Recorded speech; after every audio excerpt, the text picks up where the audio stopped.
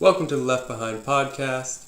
My name is Zachary Fuller. We're going to get right into the good and bad of things. Good. Stephen Breyer. That's his name. Supreme Court Justice, liberal, appointed by Bill Clinton, has retired. This is wonderful news because the Biden administration, with a trifecta of Democrats, can elect a young, liberal and or progressive Supreme Court Justice. Now, this won't change the balance of power for now, but it could in huge ways in the future, especially if he keeps his promise to elect someone more diverse, such as a black woman, which has never been done in United States history before.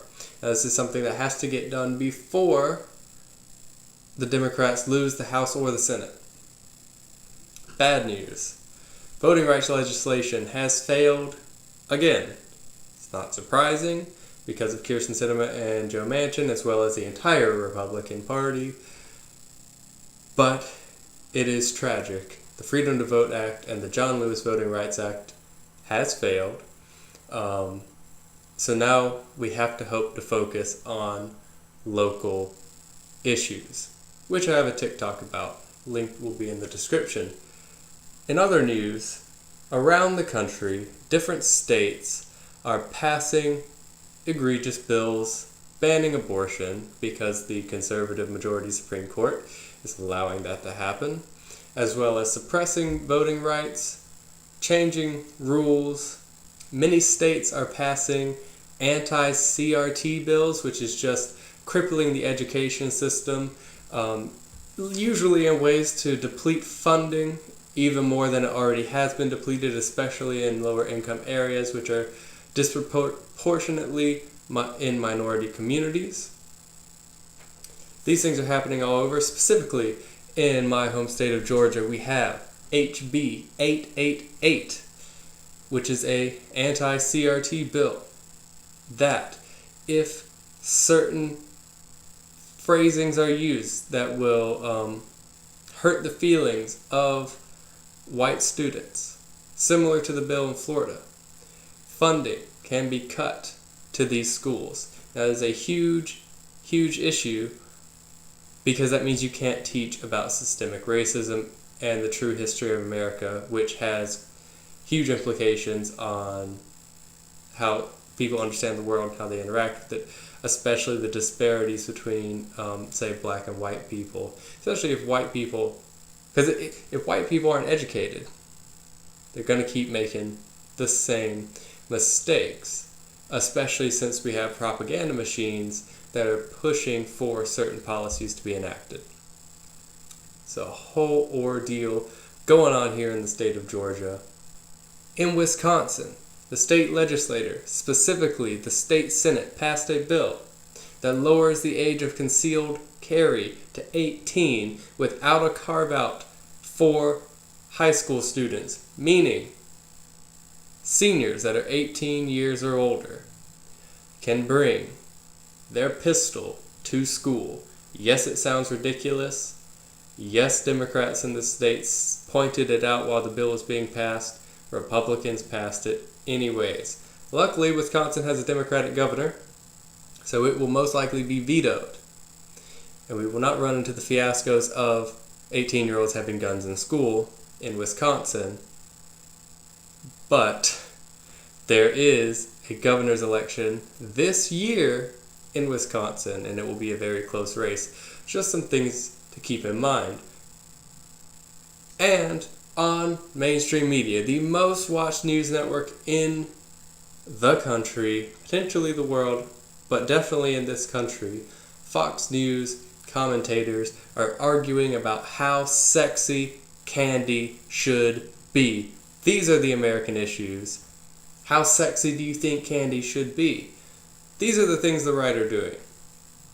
Now, I have a fantastic guest on this week to talk about some of the things that the left and also just people in general who care about others are doing to benefit our society. So we're just going to hop right into that. Thank you for coming on the pod. Thank you. Sharon King, you're a board member of the Griffin-Spalding County Land Bank, and there was just an important vote the other day, right? Yes, absolutely. Like you said, I am a member of the board. I am actually city appointed. There's 2 city appointed, 2 county appointed, and then the school board. So I'm one of the city appointed members, and coming into my second year of my first term. So I'm fairly new at all this, but yeah, we just had a very, very important vote just last Thursday to keep the land bank going and not to dissolve, which I think is huge. The land bank plays a key role in bringing affordable housing to Griffin-Spalding County. And we all know we're in a housing crisis right now. So, well, we have been actually for the last decade. So it's a really powerful tool in that. So yeah, before we get into the nitty gritty of like the politics around that and the situation we have going, just sort of explain to people like what exactly the land bank does and how it actually helps people and how it operates, just a little overview. Yeah, sure, absolutely. Well, land bank is exactly what it sounds like. It is a bank of land. So we have about 300, almost 400 properties right now that we're able to hold on to through tax-free. It's tax exempt for us. And we can either donate those properties to organizations that give back to the community, or we can do like a lot consolidation, which is our side lot program, or we can sell it. And it's very, very inexpensive. Typically, if a land is assessed at like $4,000, we'll sell it for $2,500. It's our recommended minimum bid. And this allows people to build their own home and establish their own sense of community and that kind of thing. Sorry. No, that's all good. It's a very real interview today.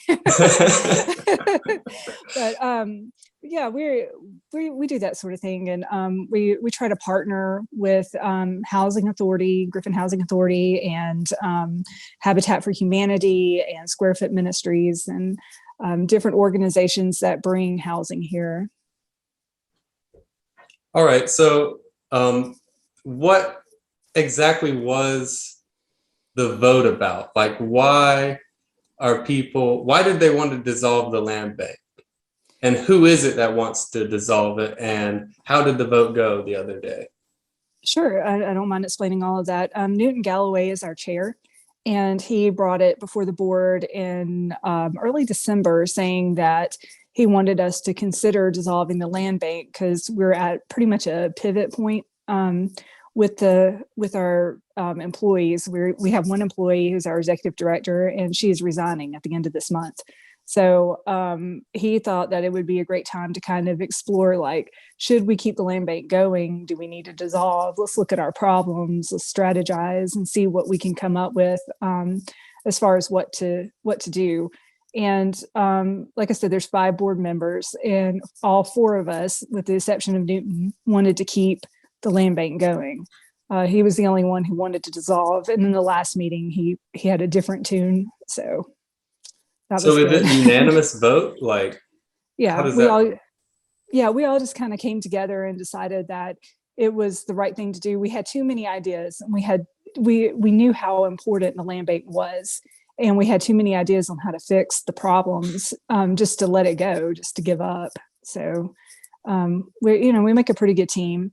Everybody's pretty good.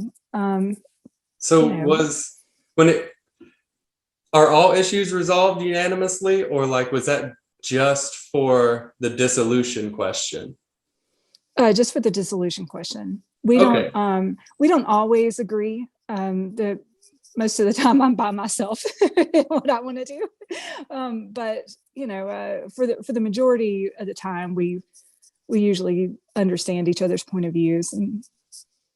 Okay, so if he had kept saying no, and the vote came and he was the only one to vote against it, what would have happened? Would it have defaulted to dissolving? And could that happen in the future? Or how would you go about solving that issue? The majority of the board, like we still carry the vote. The majority of the board does. So if all four of us went ahead and voted yes, and he was the only no, we would still go before the commissioners and recommend keeping the land bank, and hopefully have some type of strategy or plan for them of what we need or what our ideas are on how we can do better. So his vote, even though he's chair, is not weighted. So we all come to the table equally. But if there was a 3-2 or anything opposite where dissolving the land bank did pass, then that would have been a really, really terrible thing for our city and county, but also just a really complicated process to dissolve. You know, like I said, we have over 400 properties, so that has to go somewhere. Yeah. Is it the county commission that you're answering to? We answer to both the city and the county. They have an intergovernmental agreement.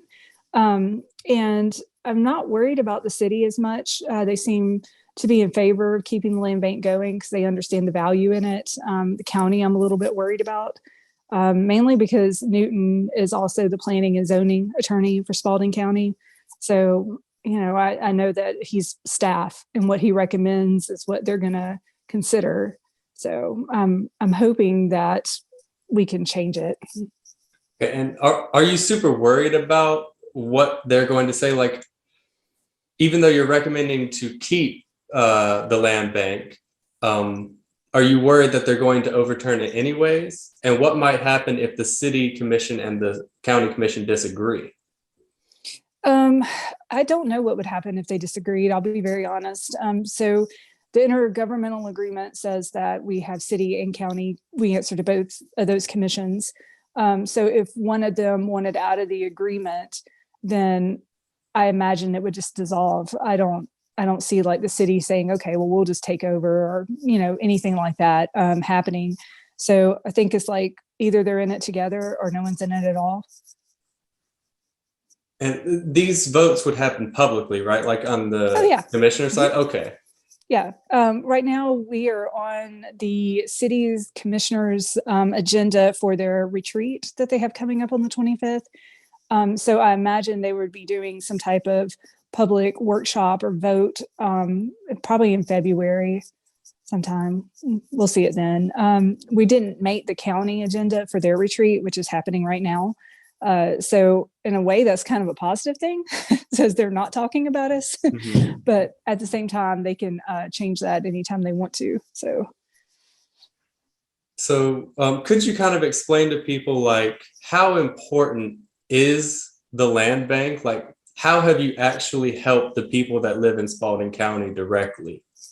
Sure. Well, right now, one of the biggest ways that we're helping people is the SILOT program, which is like a lot consolidation. So let's say that you live in an area where your lot is only 1/8 of an acre, and then next door is one that we own that's 1/8 of an acre. Well, we will, in a sense, give you the property. However, there are other fees and, you know, charges that come with that. Just, you know, the clear title, the survey, that sort of thing, and then anything that the city is going to require. As far as permits and variances and that sort of thing. But it ends up where you can double your property for a very, very cheap amount of money.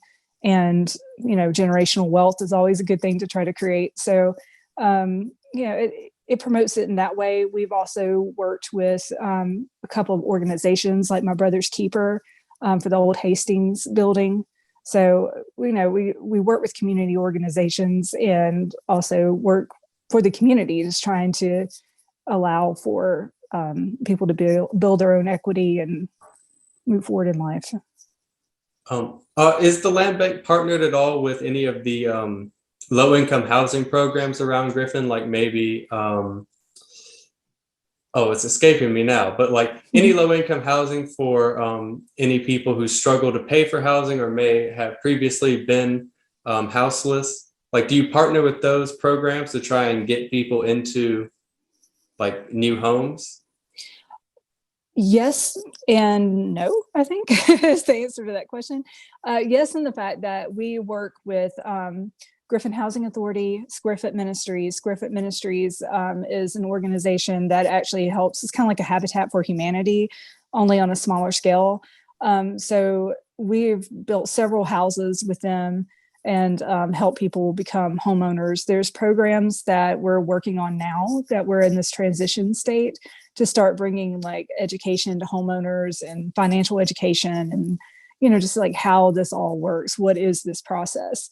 I think it's very important that we have seminars and we have like free workshops to the community to come in and like, let us show you how you can go from not owning any property to owning a property with a house on it and keep it forever, or until you're ready to move to the next phase and then you can make a little equity off of it. So, yeah. Okay, well, that all sounds great because, because of the pandemic and because of economic and structural issues before the pandemic, we've seen an increase all over the country in houselessness and even specifically in the city of Griffin here. So that's really good if you can do that for people, especially since, gentrification is creeping in a little bit and house prices have been on the rise in recent years. Yeah.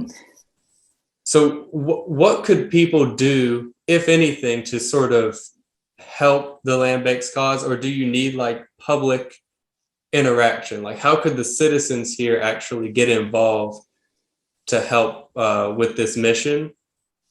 Or is it all sort of governmental bureaucracy? Oh, no. I love hearing from the citizens. I always encourage them to come to our meetings. We have a citizen comment section where, I always encourage everyone, give us your ideas. Like, how can we help you? How can we work better? What is it that you need that we're not fulfilling? Like, what can we do? I think hearing the community and being a part of the community is just vital to our existence. You always want to make sure that you're bringing in quality housing. And what does that mean? What does that look like? And you're not going to be able to know what that looks like unless you actually talk to the people who live in those areas or people who want to build a house and that sort of thing, So no, I absolutely love it when citizens reach out. We have a website. If you want to send us an email or anything like that, it is at gsclba.org. gsclba.org. Yeah. And right now, like I said, we're in the transition period with our new executive director, like whenever they come in and the old one goes out. But that website is watched and it is maintained. So we would be able to get any emails. And I'm always free if anybody wants to give me a call or reach out on Facebook. It's totally fine. Yeah, if you wanted, we could link some of your stuff in the description or whatever. Oh, sure. But that'd be great. Could you give out the meeting schedule, or is there a set schedule? Yeah, there is. We meet the second Thursday of each month at 4 p.m. at Historic City Hall on the second floor. Okay. So what interactions, if any, like how much control or influence does the land bank board have over, say, like new developments that are coming in? Right now, we don't have any really, unless they purchase the property from us. We're just a kind of like a tool that the city and county can use in order to bring in more developments and to kind of strategize out, green spaces and infrastructure and that sort of thing throughout the city and county that kind of ties everything into a balance. So really, like with new developments, unless we sold them the property, then we usually don't have that much to do with it, if anything at all. Okay.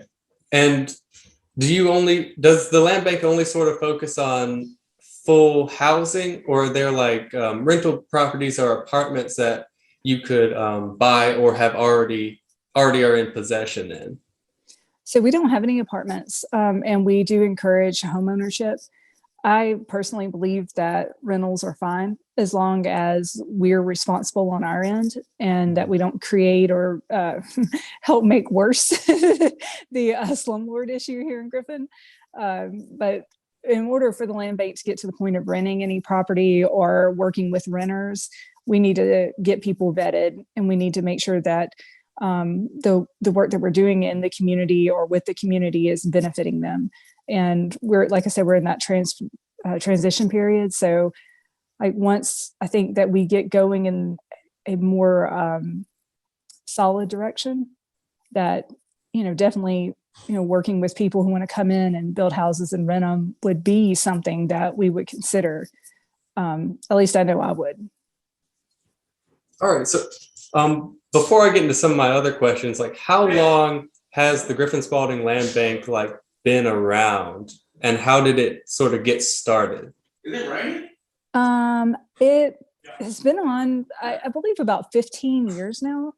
And I'm not really sure how it got started. I know that basically the county has to present the idea and include at least one city, which would be the city of Griffin, into their intergovernmental agreement. And then it just kind of sprouted from there.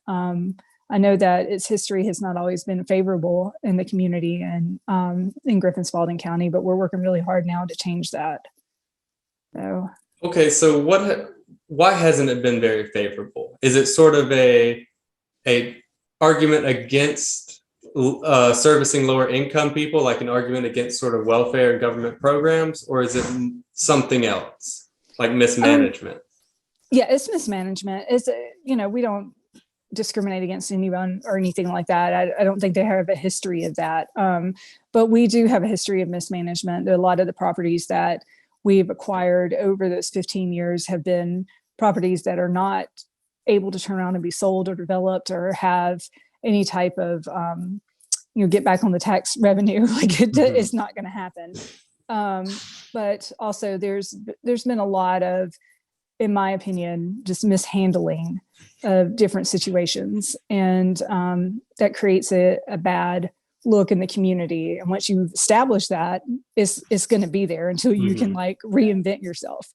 So that's what we're looking at right now. It's just mismanagement. But like I said, we're in a transition period. So I'm very hopeful that going forward, it'll iron itself out. Yeah, I mean, I think land banks in general are a good idea and can help the community. So I'm glad you didn't vote to dissolve, and you're going to hopefully be able to continue and turn this around. Yeah. But I know the housing authority, if a property is too damaged or can't be sold back to the market or to a buyer or something, they have a provision to wait a certain amount of time and assess it and then tear it down. Does the land bank have that kind of authority? And if so, or if not, like, have you been stuck with properties that can't be sold? And then how do you deal with that sort of situation? Yeah. So to answer the first question about demos, once we own the property flat out, if it's a house or structure that we just do not see that it was going to be able to be repaired, especially if it makes sense to, like, if it's cheaper to demo, then we demo. We partner with the city and county to make that happen. As far as we do have properties that we can't really do anything with. We have like a road, we have Bethany Road. We have a lake, like an entire lake. And really the way that I approached those was, okay, well, who lives there that might want this? Like, let's look at the residents. Let's look at the people who are, live around the lake. Do they want part of the lake? But then you also have to consider, if they own that lake, does that mean other people can't use it? And they're used to using it. So it comes with a lot of thought to what to do with it. So a lot of times, luckily we have a good attorney and she advises us pretty well. It always helps. Yeah. So, usually that works, but if not, we just put it in a bank. So we just continue to own it and we don't do anything with it. And it's kind of sad when that happens, but sometimes that's for the best. Did you say that these properties are tax exempt? The ones that we own are, yes. Okay, so the land bank can hold on to these properties and there's no real expenditure, or do you have like budgetary issues? We are supposed to maintain our property. We haven't always done that, which is another thing that kind of reflects back into the community. It's like, oh, they're just letting everything grow up and not taking care of their houses. And they're right. They're absolutely right. We are. So I think that there hasn't been proper budgeting in the past where we could maintain our properties the way that we need to. We do have a contract with the city and housing authority to help us maintain some of our properties. But as I said, we have about 400 properties, and that's going to be impossible for them to maintain on top of their own. So we feel like if we had, when we get restarted again, the budget will definitely include maintenance. And how do you get that maintenance? Like, do you contract with people? Do you work with the people who already work with the city, or how do you actually go about that? So the city and housing authority have a list of properties that they help us with. Now, if a property off that list needs to be maintained, then typically what we do is, well, what we're going to start doing is putting out bids. We started that recently in the last like 6 months or so. Just saying, okay, well, let's just call these people, let's create a call list. And, we have a tree down, so let's call the tree services. But to me, that wasn't a thorough enough job. I believe in being diverse and inclusive. So you go out and you say, all right, these are our women-owned businesses, these are men-owned businesses, this is, gay-owned businesses and that sort of thing. And like put them together in a list and just do an email blast. So then whoever comes back with the bid, and to me, it's not always the cheapest. I want to use one local because it's your tax money that's funding us. So, for me, local is the first priority. And then second, like, let's look and see the diversity of the business. And so is that one of the things that your colleagues might disagree with you on? Or is that kind of a bipartisan thing? It was a pretty easy fight for the diversity and inclusion policy. It was pretty easy. It went over very well. So that's really good to hear. Yeah. We're a pretty progressive board. Like we're forward thinking. So it went over pretty easy. That's really good. You don't have to if you don't want to, but if you do want to, what are some of the disagreements or conflicts that come on the board, or like what type of ideological differences are there? Because you said you were disagreed with a lot of times in your position. Yes. Well, the one that sticks out the most for me is Bethany Road. That's the road that we own. It's basically the county set it up to be a private drive off of Bethany Road. So it's supposed to be called Kelly Drive. And there's about 4 houses, I believe, that sit off that road. And we've owned that road since 2015, I think, and did no maintenance to it. It's a dirt road. So is a mud hole. And water is standing constantly, even when it's not raining, and kids can't walk to the school bus stop. I mean, to me, it's a massive problem. So, I brought that to the board's attention and said, hey, we need to fix this. And my solution was that we use the county resources in order to fix it and then deed it over to the residents so they can have equal ownership of that property. Because they're going to live there, and going forward, they need to maintain it, but we need to bring it up to where it needs to be before they just take it over. So that's been a bit of a fight. I've been working on Bethany Road for about a year now, trying to get that passed. Is it more the spending on the road, or is it the community involvement, like the deeding out of the property equally, or how do those things? It's the finances. It's the money. Okay. Like, nobody really wants to spend money, like even though they need to. I mean, yeah, that makes sense. And I'm a little glad to hear it, because I think what's really important is things like sort of bringing in more community involvement and sharing resources. So instead of someone owning the road, it could be a shared thing between the people who live there, Right. Absolutely. And, it's the access to everyone's home and driveway. So, equal, undivided interest in the property. And it just makes sense for it to be actually like worded in their deeds going forward and that sort of thing, that it's all equal and everybody shares the same responsibility to maintain it. And then that way, if somebody on the road doesn't do their part and somebody wants to say something about it, that's a civil matter and it has nothing to do with us or the government. And so. Yeah, and that makes sense. It gives more Mhm. control to the community, but without a lot of the inequality, right? But Right. that's also why you would want to fix it up before doing that, Right. so that you're not handing off. It's kind of a white elephant, Use your Right. resources to actually Like benefit the community. Right, like the county public works, they know what they're doing whenever it comes to road maintenance. They have all the equipment and they can easily get the material if they don't already have it. Why not let them do it? Why don't we just pay the county to come out and correct the road problem and then go ahead and deed it to the citizens that are there?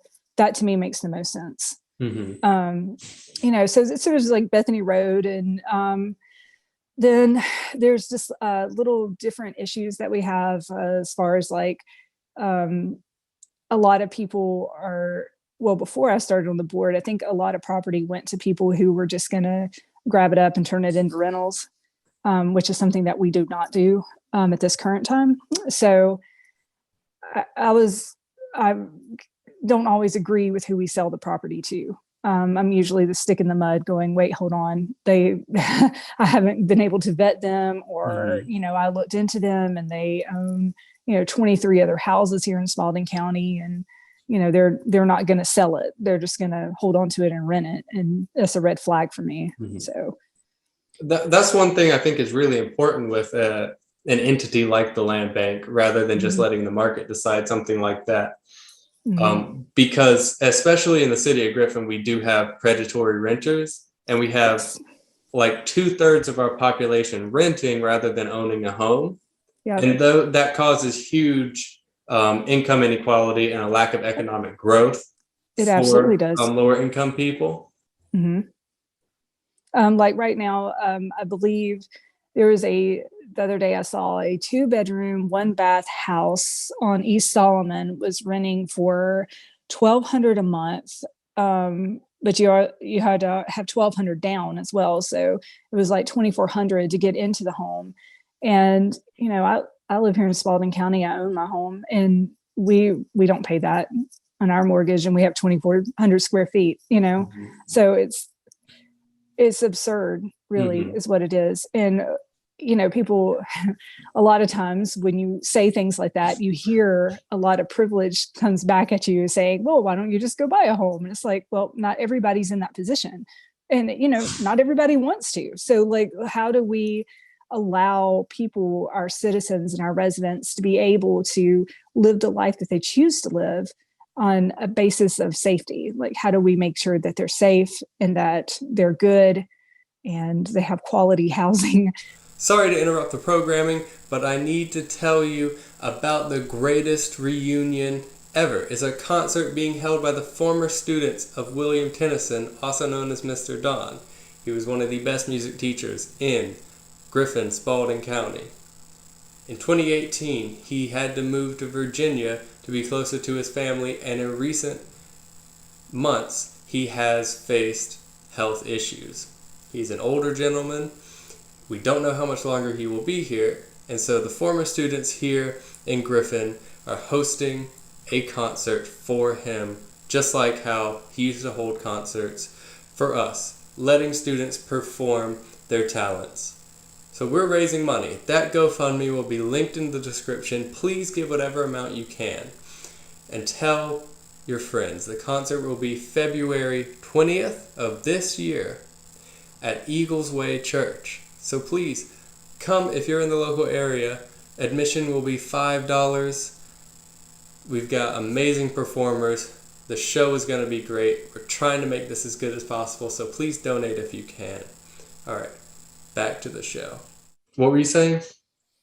I was just saying that, right now you were talking about the economy and how, the price of renting a 2-bedroom, 1-bath house is, way more than my mortgage for a 3-bedroom, 3-bath home. So and a lot of times, like, whenever you bring up affordable housing, because you've gone to the commissioners meetings, you've sat next to us, you protested with us, how it goes. Usually there's like those random guys that stand up and go, well, I mean, I did it, so why can't you do it? And it's like, you have no clue about other people's lives and their world. And so, one of my goals of being on the board is to make sure that everyone is included. Even people who just want to rent or looking for a starter house, whatever their goals are in life, like I want them to be able to obtain them. Mm-hmm. And that sort of argument it feels like a generational thing within our society, because just back when people who are now in like their 60s, 70s were growing up, the economy was doing really well, and it kept doing well because of a lot of government programs that boosted the working class and social safety nets back in the 30s and 40s. And it set the economy going until like the era of austerity that sort of peaked at about Generation X, people who are now like in their 40s and 50s. And since then, the economy's just been going downhill. Like for my generation, we're the poorest that there's been in a while. Right. And not just with the inflation, because inflation is a big issue, but also even if you compare prices with inflation, the price to buy things aren't statistically the same. So not only are workers making less money, but also everything costs more relatively anyways. Right. And I think that reflects on our community, because Griffin has sort of a job hole. There aren't many good paying jobs here. There's some, but not compared to what it used to be when, say, the mills were here and manufacturing was booming. And manufacturing is still like the only good jobs you can find around here. And that is sort of dying out. And so people are having to live here. And then so many people work in other cities. And so they have to commute, and they don't have that excess money to and to be able to invest in a home. And why would they want to live somewhere that they're not working anyways? Exactly. I mean, spot on. That's 100% correct. I can't argue that, and I don't disagree with it at all. Like, that's my thoughts exactly. The theory with the land bank is that hopefully we can give them a break. You get this piece of property that's $5,000 for $2,500, and but that's still not everybody's reality. So it's a slippery slope, but there's lots of programs and that sort of thing that hopefully we'll be coming up with that will help our citizens a lot more. I'd love to see like some type of reward for a first-time home buyer or home builder, whichever. So there has to be some kind of give. And you mentioned generational wealth earlier, and I think that's one thing that is very important, because you have people who have lived in the Spalding County area for generations, who as prices are going up and they've lived through these decades of job losses are getting pushed out to even lower income areas when they've lived their whole lives and their families live around here. So something like the land bank, I imagine, does help people be able to stay in the community that they grew up in. Yeah, one of my biggest, like, happiest times on the board is whenever somebody comes and makes an offer on a piece of property because it was their grandmother's, or it was their uncles, or it's where they grew up when they were a kid, and that kind of thing. I love that. I'm like, yes, like please take it. Like I love that kind of thing. But yeah, generational wealth is pretty interesting because it goes both ways. It goes the way that you just described, but also since there's so much wealth that's still here, there is like the good old boy system just trying to break through that to, make sure that everyone has an equal say in Griffin. And this is a good opportunity to do that. So I'm glad that you're on the board and the members are now trying to revamp it, because that old money is still here, but a lot of it has been moving to more, profitable or areas of interest, like moving south to like Pike County and things like that.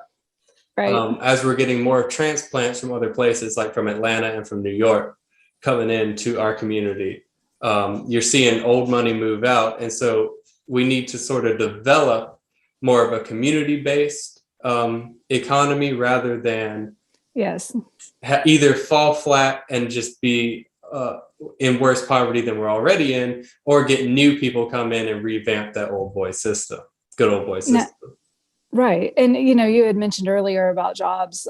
One of the things that I would like to see the land bank focus on is bringing balance of infrastructure here.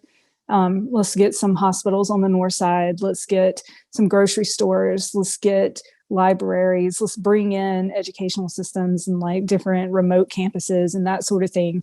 We have all those tools here. We have the Griffin Regional Career Center, College and Career Mm-hmm. Center, and then we have Southern Crescent, and then UGA. So it's Mm-hmm. extremely possible to start college here and finish college here with a teaching degree. Yes. So there's ways to do that. But again, like you had mentioned earlier about transportation, there's no good way to get to those schools. They're all there pretty much together. And Mm-hmm. if you don't have a car, how are you going to get there? Mm-hmm. So, my idea is to bring some remote campuses to different areas so that people can have access to higher education. Yeah, like when I was in school, I knew a couple of people who lived like they lived so far away that they had no transportation where they would have to ride the bus for 3 hours there and back. So Mhm. that's 6 hours of their day on a bus. That leaves you no time, no free time as a kid, right? And I Right. think things like that are ridiculous. But Completely. Yeah. how could the land bank actually help with infrastructure like that? Oh, Um, sure. Infrastructure like the like different bringing remote. grocery stores or hospitals or schools, Oh, like what's the involvement or interaction there? well, it's a collaborative effort. We have the land. We have Patrick Kay, who works for the city, does the Mm-hmm. economic development, and Chad Jacobs does planning and development. Mm-hmm. I'm just speaking the city because I'm city appointed.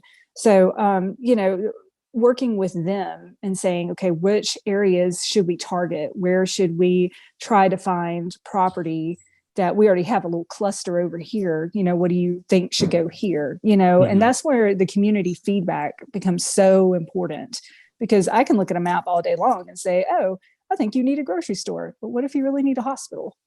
I don't Mm-hmm. really know what you need. So it takes us getting out in the community, knocking on doors, saying, hi, like, what would you like to see in your neighborhood? Just really Mm-hmm. just that simple. But, and I'm hoping that the land bank will do more of that coming up.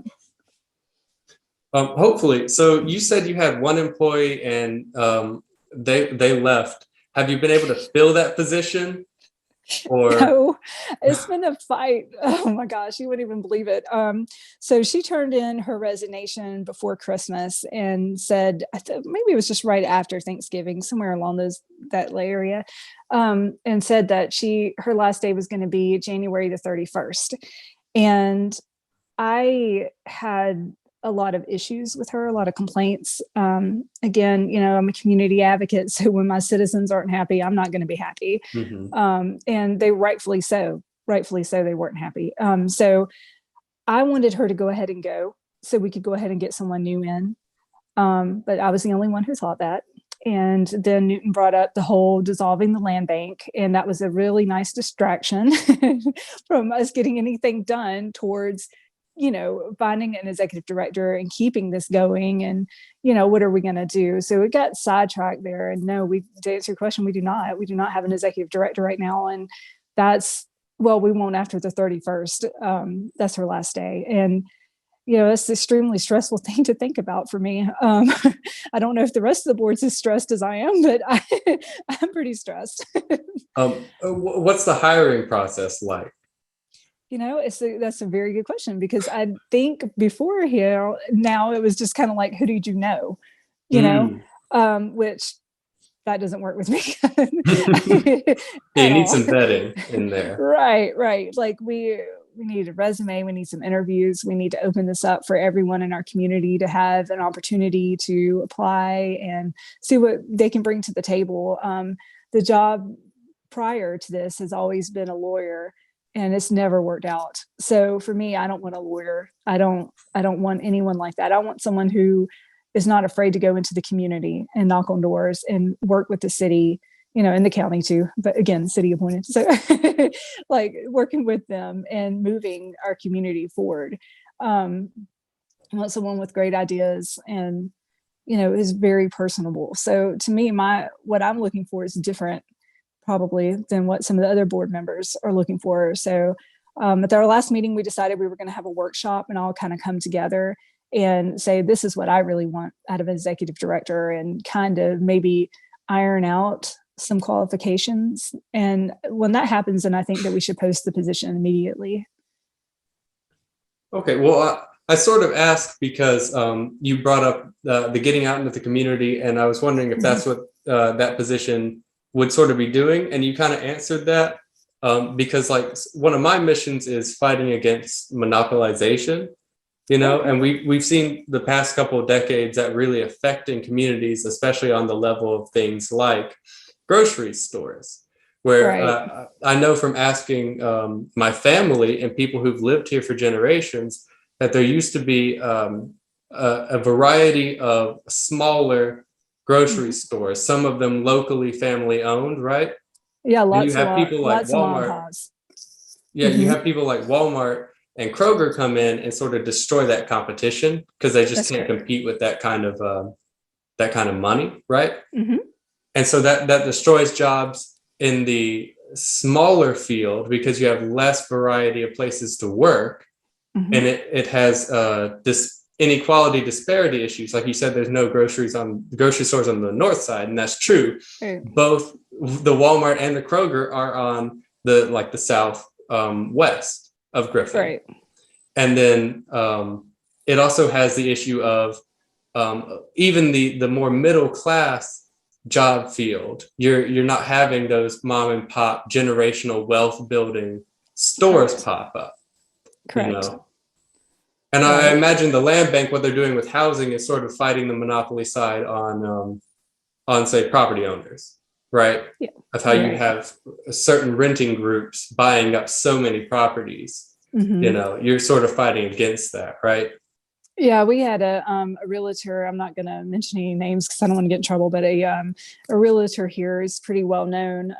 His wife actually applied for. I think she made like a bid on about 8 different properties, something like that. And so the way I do this is whenever I'm presented with an offer, first thing I do is I look into the person.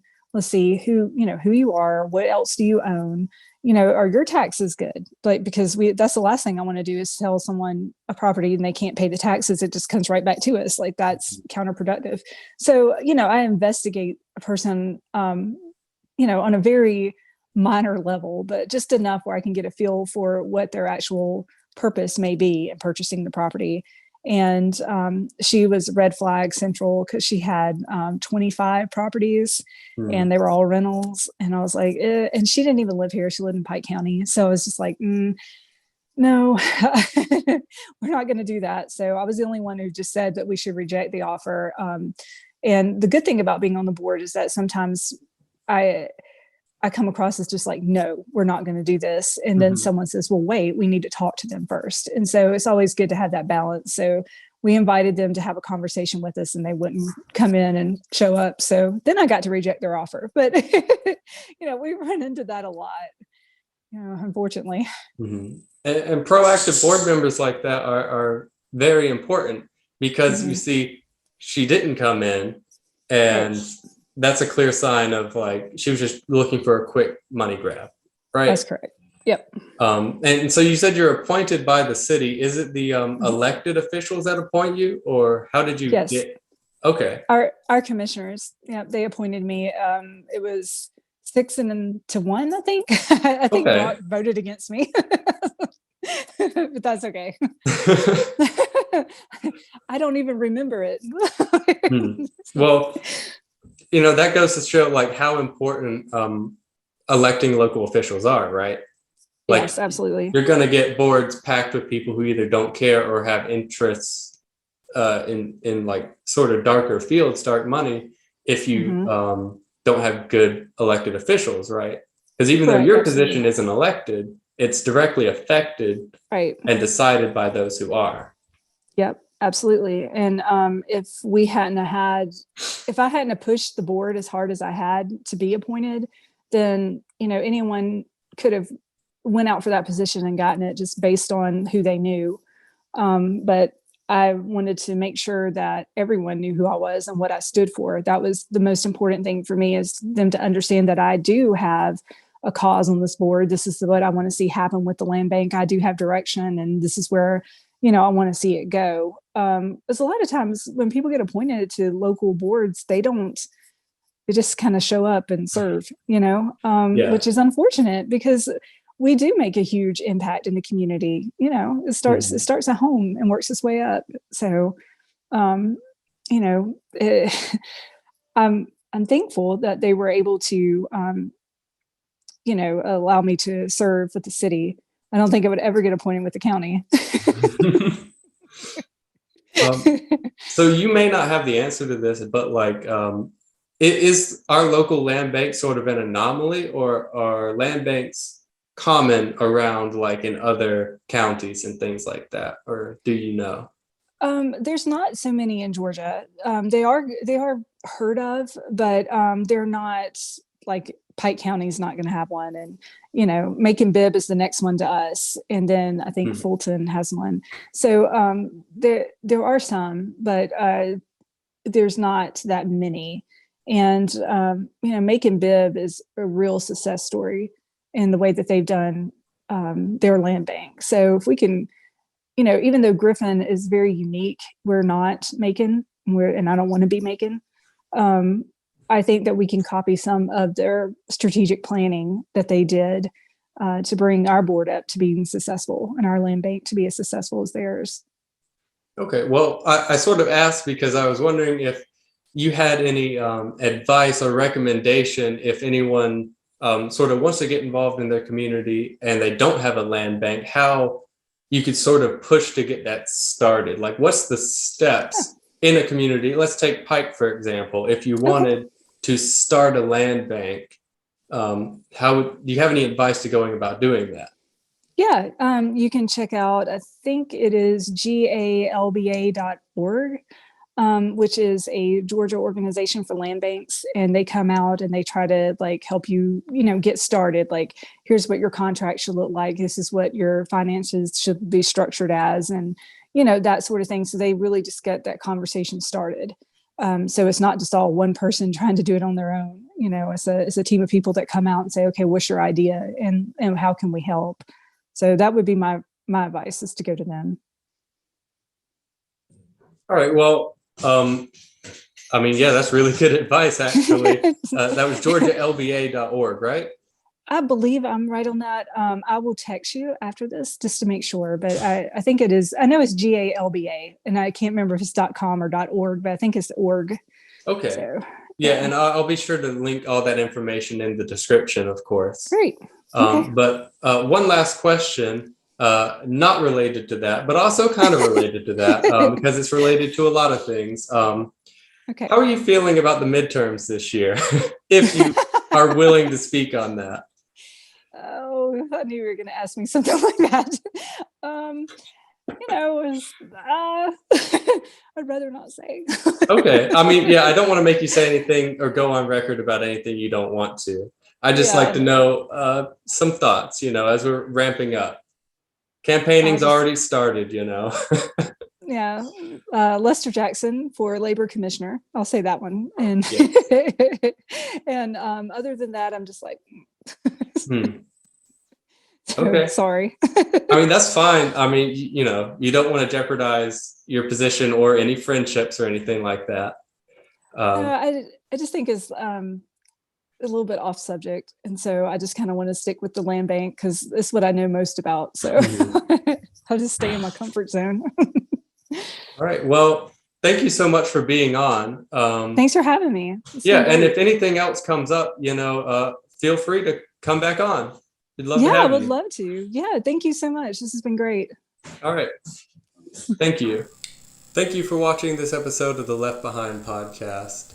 All the necessary links will be in the description. If you have any questions about setting up a land bank in your area, please feel free to reach out.